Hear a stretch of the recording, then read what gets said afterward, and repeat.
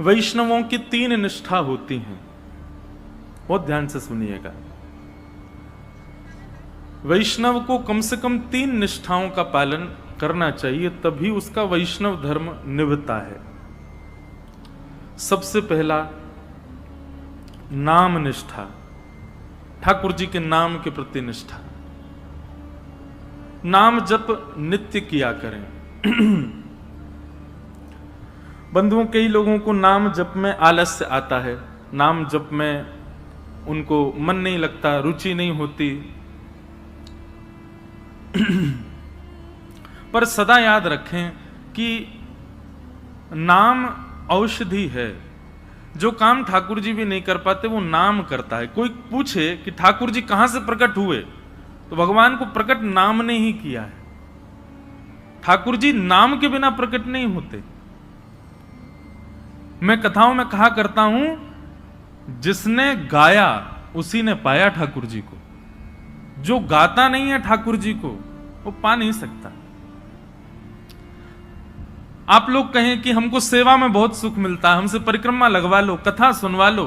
अच्छा, एक और बात है कि अगर आपकी नाम में रुचि नहीं है ना, तो बाकी के सारे क्रम जो आप करेंगे उसमें आप कोई ना कोई अपराध जरूर बनेगा आपसे। नाम अपराध मुक्त करता है। क्योंकि बहुत बड़ी बात है कि जब आप ठाकुर जी का नाम गाते हैं ना, तो स्वयं श्री जी आकर के आपके सब अपराधों को क्षमा करने का पूर्ण प्रयास करती हैं। एवं श्री जी की कृपा से आपसे फिर अपराध नहीं बनता। सेवा का या जो भी अपराध के नियम हैं वो सब अपराध नहीं बनते। श्री जी का नाम गाते हैं तो फिर ठाकुर जी पूरी जिम्मेवारी रखते हैं कि भाई ये नाम गाता रहे, उसके लिए इसके जितने भी अपराध इससे बनते हैं वो सब संभालो, इसकी बुद्धि सुदृढ़ करो। नाम का बहुत महत्व है, इसलिए धीरे धीरे प्रारंभ करो। पहले 11 नाम जपो, फिर 21 कर दो, फिर 51 करो, फिर 108 करो, और फिर एक समय ऐसा आए गिनती बंद करो। मैं ये बात अपनी कथा में हर जगह कहता हूं, नाम कभी नहीं गिनना चाहिए। ठाकुर जी का हम कितना जप करते हैं उसकी गिनती मत करो। गिनती करनी है तो उनकी करो जिनकी वजह से इस संसार में पुनरपि जननम पुनरपि मरणम पुनरपि जननी जठरे शयनम, ये बार बार जन्म मृत्यु का जो बंधन हमारा बंधा रहता है, जिन पापों की वजह से, जिन हमारे दुष्कर्मों की वजह से, गिनती उनकी करो। मानव का स्वभाव है, वो दूषित कर्मों को छुपाता है, अच्छाइयों को प्रकट करता रहता है। उल्टा होना चाहिए। अपने द्वारा किए गए श्रेष्ठ कर्मों को छुपाइए। नाथ द्वार दर्शन करके आए तो तब तक चैन नहीं पड़ेगा जब तक आप 10 लोगों को बता नहीं दो हम नाथ द्वारा गए। वृंदावन गए, वृंदावन में जाकर के संतों को भोजन कराया तो तब तक चैन नहीं पड़ेगा जब तक पूरे व्हाट्सएप के ग्रुप उन सब में भेज नहीं दो वृंदावन में हमने संत सेवा करी।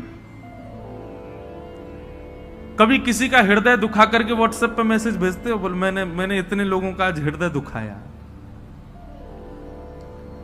आज पत्नी को बहुत सुनाई मैंने, वो बेचारी रो रही है, ये किसी को बताते हैं हम? नहीं। मैंने पड़ोसी के साथ में दूषित कृत्य किया, उसके साथ गलत किया, उससे ईर्ष्या करी, इन सब का प्रकाश नहीं करते, इन सबको छुपा के रखते हैं। हम प्रकाश करते हैं अपनी योग्यताओं का, कभी नहीं। ये बात हम इसलिए कह रहे हैं, हमसे मिलने भी आते हैं लोग, अब भीड़ इतनी होती है तो 1 सेकंड में भी व्यक्ति को यह लगता है कि मैं बता दूं। आप मिलने आते हैं, आपसे ज्यादा उत्सुक मैं होता हूं आपसे मिलने के लिए, लेकिन एक क्षण के समय में भी आप जब ये बता देते हैं, महाराज जी मेरा इतना नाम जप रोज होता है, महाराज जी मैं इतनी घंटे सेवा रोज करता हूं, मुझे रात्रि स्वप्न में ठाकुर जी दिखते हैं। क्यों? एक बात सदैव याद रखिएगा, भक्ति यदि पूर्ण रूपेण आपके चित्त में आएगी तो आप प्रकाश करने से बचोगे, आप उसका प्रकाश नहीं करोगे, उसको गोपनीय रखोगे। और एक बात कहें, जब आप अपनी प्रेम लक्षणा भक्ति को गोपनीय रखते हैं तो आपके मुख की आकृति प्रकाश करती है, आपको बोलने की आवश्यकता नहीं है। हमारे वृंदावन के संतों को देखो, उनको बोलने की आवश्यकता नहीं, उनका मुखमंडल बता देता है कि कृष्ण प्रेम है चित्त में। इनके चित्त में भजन है, इनके चित्त में नाम विराजमान है। भक्तमाल जी में कथा आती है अंतर्निष्ठ राजा की, जो प्रभु के नाम को सदा अपने चित्त में छुपा करके रखता, कभी किसी को यह पता तक नहीं लगने दिया कि वो एक वैष्णव है। एक दिन रात्रि में सोते सोते उसके मुख से स्वप्न में ही निकल गया, सुसुप्ता अवस्था में निकल गया, हां राम। पत्नी ने सुन लिया। प्रातःकाल जब बेला हुई, पत्नी ने पूरा घर सजाया, ढोल नगाड़े डुमडुमियां बज रही हैं, मंगल बाजे बज रहे हैं। राजा उठ करके आश्चर्यचकित हो गया, इतने मंगल गान क्यों हो रहे हैं। राजा ने जाकर के पत्नी से पूछा, ये सब क्या चल रहा है। बोले कि मुझे तो अब तक लगता था कि आप भक्त हो ही नहीं, पर मुझे अब पता चला आप तो अंतर्निष्ठ भक्त हो। आप तो अपने चित्त में नाम को छुपा करके रखते हैं, कभी प्रकट नहीं। अरे इतने वर्ष ब्याह को हो गए, मुझे आज तक नहीं पता चला कि आप भक्त हो। राजा बोला, तो हां, तो मैं भक्त हूं ही नहीं। बोले कि रहने दीजिए, झूठ मत बोलिए। कल रात्रि स्वप्न की अवस्था में, सुसुप्ति अवस्था में आपके मुख से निकला हा राम। अनकॉन्शियस स्थिति में, बहुत ध्यान से सुनना, आप कैसा बर्ताव करते हो, क्या बोलते हो, वो बताता है कि आप वैष्णव हो कि नहीं। आपका बुद्धि विवेक सब बिल्कुल संयमित है और उस समय आप भक्ति भाव में रहो, ये सामान्य बात है। लेकिन कभी ऐसी स्थिति आ जाए जहां पर आपको यह भी नहीं पता कहां क्या करना है, कैसे करना है, क्या क्या मुझे होना चाहिए, ऐसे अनकॉन्शियस जब हो जाओ, तब आपके मुख से जो निकलता है उससे पता चलता है कि आप कौन है। अंदर जो है वो वास्तविक तभी निकलता है, और विशेष रूप से निद्रा की अवस्था में। निद्रा की अवस्था में बंधुओं, नाम जब अपनी तीव्रता में पहुंच जाता है ना, तब व्यक्ति निद्रा में भी, जब जैसे अंगड़ाइयां लेते हैं या फिर हम करवट बदलते हैं तो मुख से स्वर निकलता है, लेकिन नाम जब अपनी तीव्र अवस्था में पहुंच जाता है तो निद्रा में भी श्री राधा, राम, कृष्ण, ये नाम ही प्रकट होता है मुख से। ऐसी स्थिति हो जाती है तन की। उस अंतर्निष्ठ राजा को जैसे पता चला कि मेरे मुख से राम नाम निकल गया, पत्नी से बोला, देवी अब तुम राजपाट संभालो और सब संभालना, अब मैं जीवित नहीं रह सकता। पत्नी बोली, क्यों? बोले, मैंने सदा जिस नाम को छुपा करके चित्त में रखा, अपनी पत्नी तक को नहीं पता चलने दिया, वो नाम जब मेरे मुख से निकल गया, मतलब मेरे तन का त्याग नाम ने कर दिया, अब मैं जीवित कैसे रह सकता हूं। प्राण रूप मान करके मैं नाम को अपने हृदय में छुपा करके रखता था, अब वही निकल गया तो मैं जीवित कैसे रहूं। और ऐसा कहते ही तत्क्षण राजा ने अपने प्राण त्याग दिए। इतना बलवान है नाम। तो वैष्णव की प्रथम निष्ठा होती है नाम निष्ठा। आज मुझसे किसी ने प्रश्न किया, नाम जपने की विधि क्या है? ये विधि विधान जो होते हैं ना, ये श्लोकों के लिए होते हैं, मंत्रों के लिए होते हैं, नाम के लिए कोई विधि नहीं। जपात सिद्धिर जपात सिद्धिर जपात सिद्धिर न संशय। उठते बैठते खाते पीते हंसते हर समय जपते रहो, नाम है ठाकुर जी का। आपका गुरु मंत्र जो है, गुरु श्लोक, गुरु मंत्र जो आपको मिला है, या द्वादशाक्षर मंत्र है, यो जो मंत्र की विधि है, उसके लिए तो आपको आसन चाहिए, स्वच्छता चाहिए, एक जगह बैठना, मन एकाग्र होना, ये सब चाहिए। पर नाम तो आप हर समय जप सकते, हर समय हर क्षण। तो वैष्णव की सबसे पहली निष्ठा है नाम निष्ठा। इसलिए नाम को प्रारंभ कीजिए। अच्छा, नाम के प्रति 2-3 बातें ध्यान रखिएगा। नाम जपना भी एक सेवा है, और जैसे मंदिर की ठाकुर जी की सेवा है ना, उसमें अपराध नहीं होना चाहिए, उसमें लगन होनी चाहिए, उसमें तत्परता होनी चाहिए, उसमें स्वच्छता, शुद्धता और हृदय में प्रसन्नता होनी चाहिए। ठीक वैसे नाम भी एक सेवा है। जब आप कृष्ण बोलें तो आपके चित्त में त्रिभंग लली, वरहा पीड़म नटवर वपुः कर्णयो कर्णकारम, कस्तूरी तिलकम ललाट पटले वक्षस्थले कौस्तुभम, नासाग्रे वर मुक्ति कंतर तले वेणु करे कंकणम सर्वांगे हरिचंदनम सुललितम कंठे च मुक्तावली गोप स्त्री परिवेष्टितो विजयते गोपाल चूड़ामणि। कृष्ण कहते ही आपके चित्त में गोपाल जी प्रकट हो जाएं, उनके मधुर रूप का दर्शन होने लग जाए। श्री राधा कहते ही अति सुकुमारी अति सुकोमला हमारी वृषभानु नंदिनी किशोरी जी की झांकी आ जाए, और फिर उस नाम को ही कभी इत्र मान करके, उस नाम को ही पंचामृत मान करके, उस नाम को ही वस्त्र मान करके, उस नामी की ही श्रृंगार करो, सेवा करो, माला पधराओ, सुंदर नाम से ही आरती करो, नाम का ही प्रसाद भोग अर्पित करो। इस प्रकार नाम से निष्ठा से सेवा होती है। केवल ये माला फेरना और जप पूर्ण करना, अपनी संख्या पूर्ण करना नाम जप नहीं होता है। चित्त में एक कुंज का निर्माण करो, सुंदर यमुना जी बह रही हैं, सुंदर हरे भरे वृक्ष हैं, पीछे सुंदर सुंदर गिरिकंदरा दिख रही हैं, बीच में एक सेज सजी है, उस सेज पर हमारे श्याम सुंदर विराजे हैं और नाम चल रहा है। नाम वृक्षों में भी दिखे, नाम सेज पर भी दिखे, नाम यमुना जी में भी दिखे, नाम पीछे के सुंदर गिरिकंदरा में भी दिखे, और नाम ठाकुर जी में भी दिखे। पर उसी नाम के जल से ठाकुर जी को अभिषेक कराया, उसी नाम के जल से ठाकुर जी को प्रक्षालन किया, उसी नाम के जल से, उसी नाम से ठाकुर जी को वस्त्र धारण कराया, उसी नाम से इत्र धारण कराया, उसी नाम से प्रसाद, उसी नाम से ही ठाकुर जी को आरती, और उसी नाम से बलैया। ऐसी पूरी एक सेवा की विधि है। उस सेवा को मानसी रूप में करते हुए नाम जप करना, यह नाम निष्ठा है। ऐसे नाम जप होता है।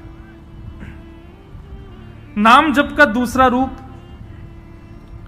आज जितना हुआ है कल उससे अधिक होना चाहिए। अगर नाम जितना आज है कल भी उतना ही है, और बल्कि परसों कम और हो गया, तो इससे नामापराध होता है। नाम बढ़ना चाहिए, नाम बढ़ाओ। नाम के प्रति दूसरी भावना, कोई यदि आपसे पूछे कि आप क्या जपते हो, तो पहले परख लीजिए। यदि वो अधिकारी हो तो ही बताइए, नहीं तो उसके सामने प्रकाश करने की आवश्यकता नहीं है। अपने आप को ऐसा बता दो, नाम तो कुछ करते ही नहीं, महासंसारी हैं हम, तो पापी पामर जीव हैं। अपने आप को मत दिखाइए कि आप नाम जापक हैं। कोई यदि पूछे और लगे कि हाँ ये वैष्णव है, कोई गुरुजन पूछे, हम पूछ लें, हम तो वैसे हम भी संसारी हैं, हम पूछे तो मत बताओ। कोई संत पूछे, कोई महापुरुष पूछे, कोई वैष्णव पूछे, तो उनको उजागर करो। सबके सामने उजागर नहीं। यहां लोग बताते फिरते हैं कि हम कितना नाम जप कर रहे हैं, क्यों नहीं, ये नामापराध है। सबके सामने अपने नाम का प्रकाश मत करो। भाई, अगर किसी भाव से आपका प्रेम बढ़ रहा है,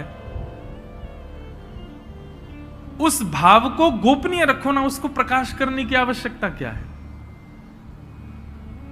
तो नाम में इस बात का ध्यान रखें कि अगर कोई व्यक्ति अयोग्य, किसी को मत मानो, लेकिन यदि आपको अनुभव हो जाए कि ये वैष्णव भाव में नहीं है, बस ऐसे चलते फिरते पूछ रहा है, तो उसके सामने अपने आप को मूर्ख ही घोषित करो। ये मत बताओ कितना नाम जपते, नहीं तो नामापराध होता है। तो सबसे पहली वैष्णव की निष्ठा होती है नाम निष्ठा। वैष्णव की दूसरी निष्ठा होती है तुलसी निष्ठा। उसके तन पर यदि तुलसी स्पर्श नहीं है, तो ठाकुर जी उसके हाथ से सेवा तो बहुत दूर की बात है, जल भी स्वीकार नहीं कर देंगे। इसलिए आपके तन पर तुलसी स्पर्श होना बहुत आवश्यक है। यह वैष्णव की दूसरी निष्ठा है। कई लोग पूछते हैं तुलसी धारण करने के लिए, आप लोग धारण कर लीजिए, लेकिन उसके बाद लोग पूछते हैं महाराज जी, अगर हम तुलसी धारण कर लें और कहीं कुछ खाना पाना हो तुलसी धारण करने के बाद में एक नियम का पालन आपको निश्चित रूप से करना है कि कुछ भी खान पान ऐसा नहीं करना जिससे तुलसी का अपराध बने। और यदि आपने कहीं गलती से तुलसी जी के धारण के पश्चात कुछ ऐसा खान पान किया है तो दूसरे दिन उन तुलसी जी को यमुना जी में पधराओ, आना पड़ेगा, भोपाल से वृंदावन ही आओ, तुलसी जी को पधराओ, क्षमा याचना करो, ब्राह्मण भोज कराओ, संतों के चरणों में प्रणाम करके क्षमा मांगो, फिर दूसरी तुलसी जी ठाकुर जी के चरणों में अर्पित करके फिर धारण करो, फिर ये वचनबद्ध हो जाना कि अब नहीं करेंगे। एक व्यक्ति मुझसे बोला, बोले महाराज जी जब खाते पीते हो उस समय उतार दें, खान पान करके फिर पहन लें। वाह, ऐसा नहीं करना है। मन में एक भाव आता है कि श्री तुलसी जी आपके कंठ में विराजमान होने के लिए अपने रूप का त्याग कर देती हैं। वो एक पौधे के रूप में होती हैं, वृक्ष के रूप में होती हैं, ठाकुर जी को सुख देने के लिए नवीन नवीन अपने अंदर पत्रों को प्रादुर्भाव करती हैं, ठाकुर जी की सेवा में जाएंगे। लेकिन आपके कंठ को सुशोभित करने के लिए और आपके तन के कल्याण के लिए वो अपने उस रूप का त्याग कर देती हैं, अपने आप को छिलवा देती हैं और उसके बाद माला बनकर के आपके गले में विराजमान होती हैं। इतना बड़ा त्याग तुलसी जी हमारे लिए करती हैं, हम उनके लिए ये सामान्य सी वस्तु नहीं छोड़ सकते। इसलिए तुलसी निष्ठा, तुलसी जी को धारण करो।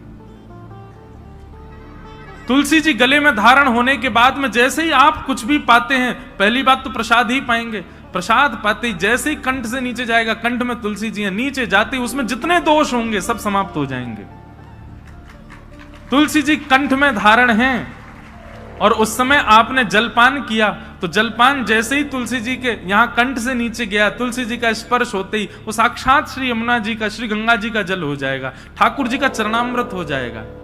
अरे कहां तक कहें, आप स्नान करेंगे और जैसे ही जल अपने सिर पर डालेंगे, आपके मुख पर आकर के जल जैसे ही तुलसी जी का स्पर्श करके सर्वांगीण अंग पर जाएगा, वह भी दिव्य किसी पवित्र नदी का रूप धारण करके, उनके जल का रूप धारण करके आपके तन को पवित्र कर देगा। तुलसी निष्ठा।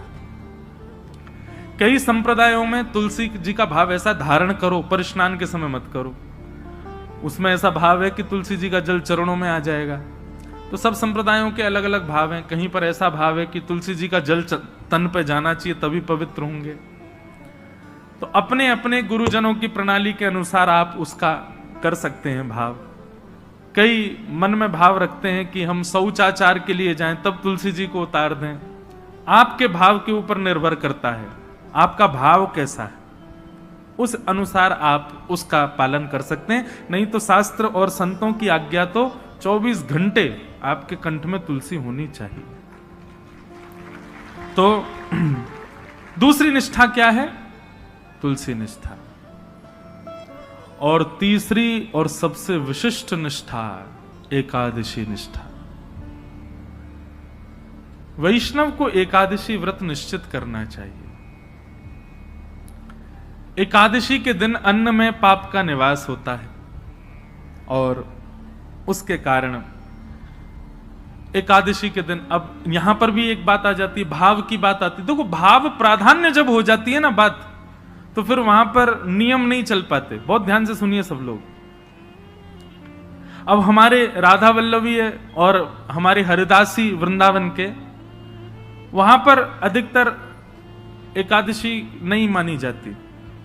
क्यों? उनका भाव ऐसा है कि भाई ठाकुर जी का भोग है, कल हमने ठाकुर जी को भोग लगाया, वो अन्न था जिसको हमने भोग लगाया, प्रसाद बन गया। अब आज एकादशी है, हम उस प्रसाद में फिर ये कर रहे हैं कि नहीं आज एकादशी, आज तो हम उसको पा ही नहीं सकते। तो ठाकुर जी का भोग, उसमें एकादशी पर अन्न कैसे हो सकता है? हम प्रसाद को अन्न कैसे मान सकते हैं? इसलिए कहीं ये भाव उत्पन्न ना हो, इसलिए कई हमारे आचार्य चरणों की प्रणाली में भाव से एकादशी का नहीं नियम माना जाता।